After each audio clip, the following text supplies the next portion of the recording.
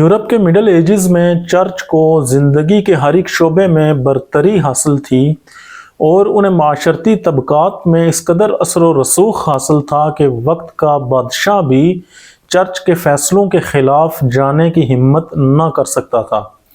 اس دور میں جب سائنس اور فلکیات کے میدان میں تحقیقات کا آغاز ہوا تو سائنسدانوں کو چرچ کی طرف سے شدید ترین مزاحمت کا سامنا کرنا پڑا، کیونکہ ان سائنسی اور فلکیاتی تحقیقات کی وجہ سے چرچ کی بالادستی کو خطرات لاحق تھے۔ انہوں نے سائنسی تحقیقات پر سخت پابندی لگا دی اور ہزاروں نہیں بلکہ لاکھوں کی تعداد میں سائنسدانوں کو زندہ جلوا دیا اور ہزاروں سائنسدانوں کو جلا وطن کر دیا۔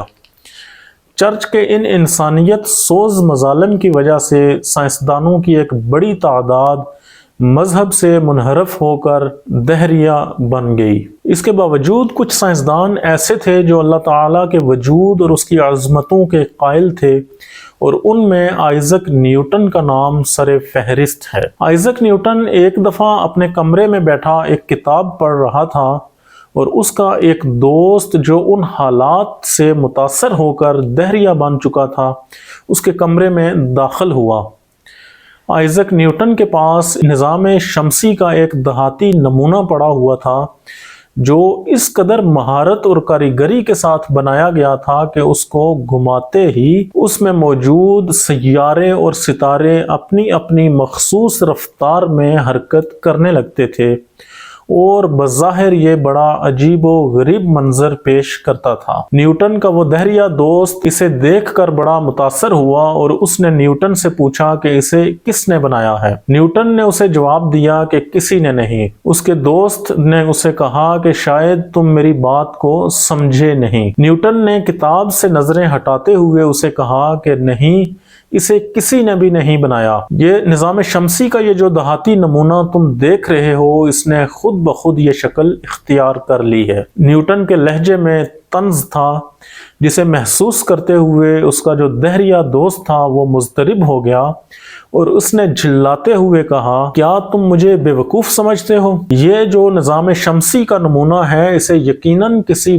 ماہر کاریگر نے بنایا ہے اور مجھے اس کاریگر کا نام جاننا ہے۔ نیوٹن نے اپنی کتاب بازو میں رکھ دی اور کھڑا ہو کر اس نے اپنے دوست کے کندھے پر ہاتھ رکھا اور اسے کہا، یہ نمونہ اس شاندار نظام کائنات یعنی نظام شمسی کی ایک ادنا ترین نقل ہے جس کے قانون سے تم بھی واقف ہو، اور میں اس قابل نہیں ہو سکا کہ میں تمہیں اس بات پر قائل کر سکوں کہ اس کا یہ نمونہ، اس کا یہ دہاتی نمونہ خود بخود وجود میں آ گیا۔ نیوٹن نے اپنے دوست سے کہا کہ تم مجھے پہلے یہ بتاؤ کہ تم اس نتیجے تک کیسے پہنچے کہ اس قدر بڑی عظیم الشان اور شاندار کائنات خود بخود بن گئی۔ نیوٹن کا دوست خاموش رہا اور اس سوال کا کوئی جواب نہ دے سکا۔ نیوٹن نے اپنی بات کو جاری رکھتے ہوئے اپنے دوست کو بتایا کہ اس کائنات کا خالق اللہ تعالی ہے،